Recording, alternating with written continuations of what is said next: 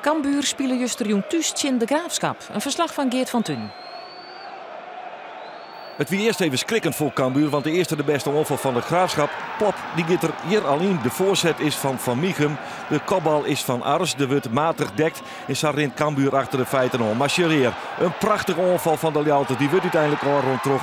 Nigel Roberta, het jonge talent in de spits van Cambuur, liet hem in deze wedstrijd zien. Maar wat is het een prachtige opzet van de aanval.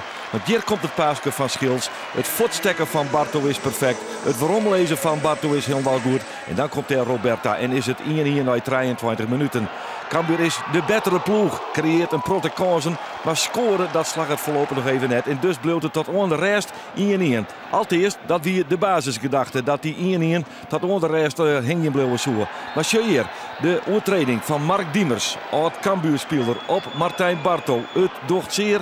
En de vrije trap is terjochte. En die vrije trap die wordt naam terug Houtkoop. En die shit hem via de morgen. Het is op een Diemers die hem als laatste racket.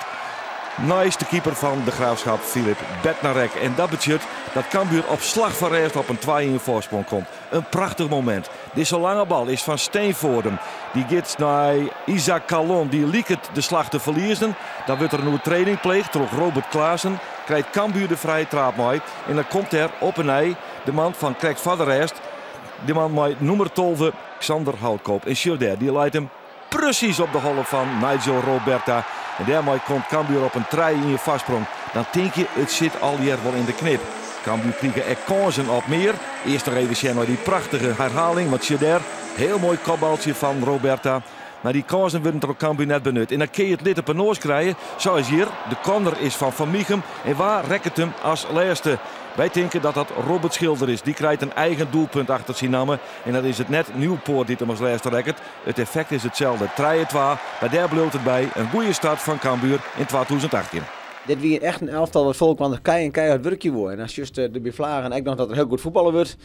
Dat er prille kansen gecreëerd worden. En ja, de jongens gaan het echt zien. We hebben in Spanje hoor dat de standaard omhoog maakt. De normen en waarden moeten verbeterd worden. En ja, daar ben we wel mee begonnen. Ik denk dat iedereen voor zichzelf, iedereen heeft zichzelf op scherp gesteld. En ze hadden voor elkaar gaan werken. Dat zie je ook in de wedstrijd terug.